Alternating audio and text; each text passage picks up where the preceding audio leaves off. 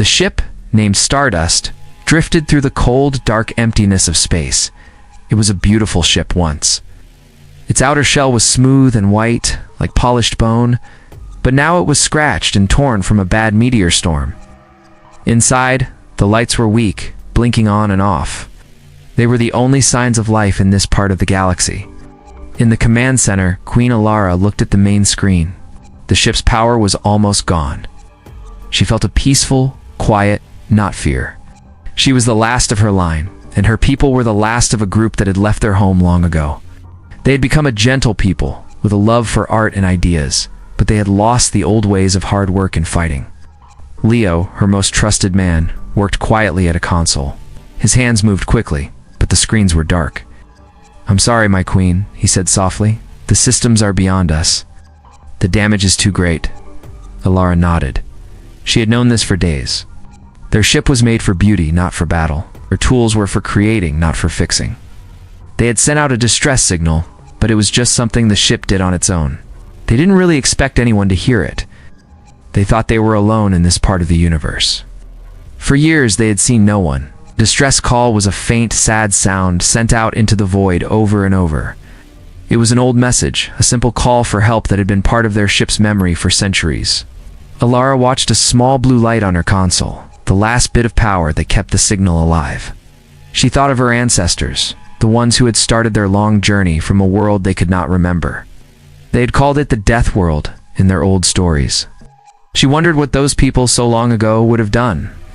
She was a queen of a peaceful, fading society. She was ready for their story to end, not with a crash, but with a quiet fade into the black. Thousands of miles away, in the cabin of the freighter Ironclad, everything was different.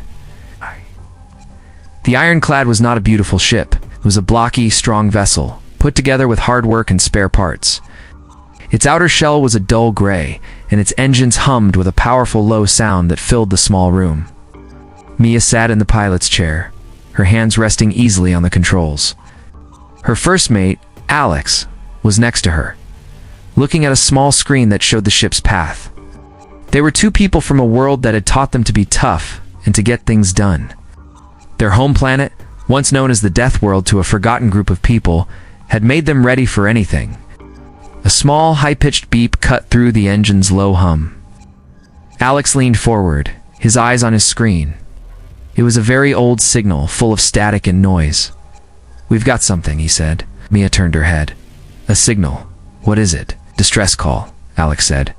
"It's barely there." Ow. "The message is broken. Just a few words over and over. Help." They both listened to the faint, repeating sound. It was old and strange, not like any signal they had heard before. There was no ID, no one to say who they were, just a simple cry for help, lost in the black space. Mia looked at Alex. He nodded, and she felt a small thrill. This was what they lived for. The world they came from had made them want to help. They were strong, and they were used to danger. They were not afraid of the unknown. Mia moved her hands, and the ship changed direction. The main engines pushed the Ironclad forward, the roar of power filling the cabin.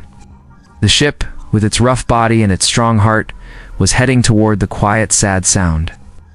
The distress call had asked for a miracle, and it was about to get one.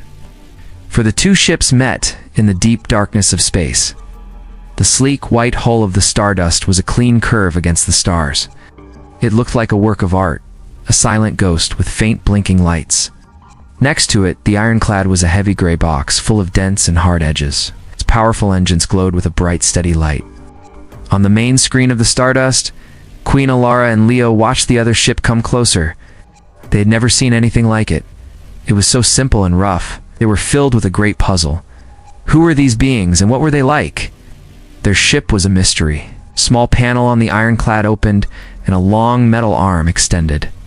It was not a gentle movement. It was a strong, quick motion. The arm attached to a docking port on the Stardust. A small door on the Ironclad hissed open, and the Queen's men watched a new figure appear on the screen. Mia and Alex stood on the other side. They looked at the elegant ship and the people on their screen. They were a sight to see.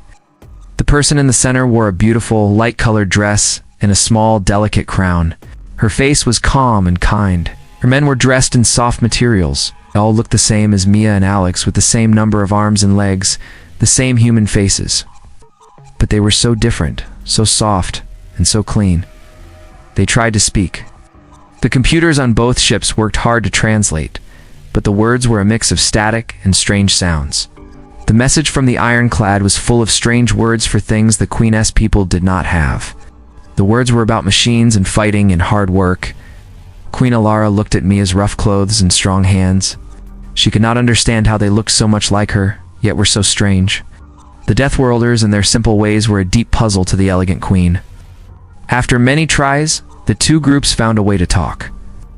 It was slow at first, with a simple exchange of data. Queen Alara sent a history of her people. It was a story of leaving their home world a very long time ago. They had a special name for their first planet. It meant something like the place of struggle, or the death world. Her people had grown over time to be smart and gentle, and they had forgotten how to use their hands for hard work.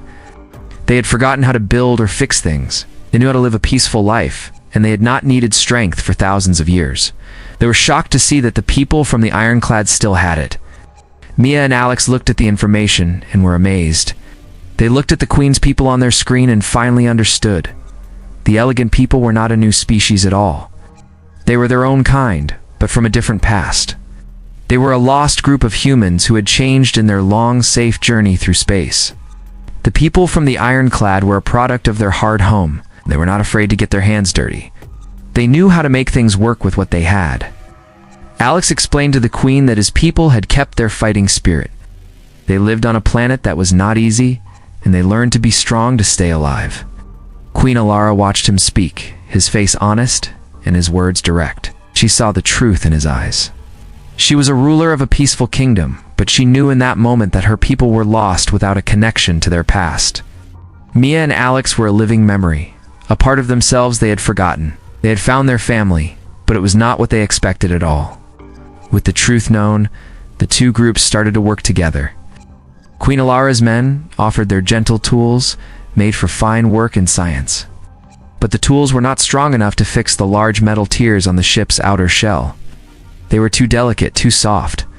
Mia and Alex looked at them, then smiled. They brought their own tools from the ironclad. They were big and heavy, with a simple purpose: to get the job done.